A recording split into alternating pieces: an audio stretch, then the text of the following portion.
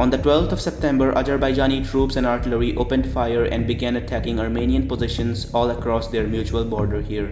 The fighting between them lasted for a couple of days and left hundreds of people on both sides killed and wounded, with Azerbaijani troops advancing into and occupying a small amount of Armenia's internationally recognized territory around here.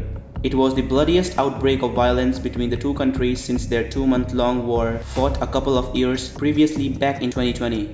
That ended in a huge territorial gains for Azerbaijan after the deaths of thousands on both sides. But Azerbaijan's most recent attack was carried out at a highly decisive moment. Azerbaijan is a closer ally to Turkey, the European Union and NATO, while Armenia is a much closer ally to their former overlord, Russia, and is party to Moscow's CSTO military alliance, essentially the Russian version of NATO. But of course, Russia has been a little distracted elsewhere as of late. After they invaded Ukraine back in February, the Russians quickly began losing momentum, droves of equipment, and thousands of lives, and then in early September the Ukrainians launched a hugely successful counter-offensive that reclaimed thousands of square kilometers of occupied territory from them in a matter of days. Then just 2 days after that Ukrainian breakthrough, Azerbaijan decided to test the international waters and attack Armenia to see what the Russians would do for their supposed ally. And the answer was effectively nothing, which doesn't bode very well for Armenia's future as a state. You see, Armenia and Azerbaijan have been arch rivals for decades now,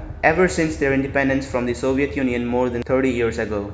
They have fought 2 major wars against each other and countless smaller skirmishes, and the violence between them is all but guaranteed to continue going on for the foreseeable future. And in order to understand why, you need to understand what both of them are actually fighting for and how they're actually fighting for it.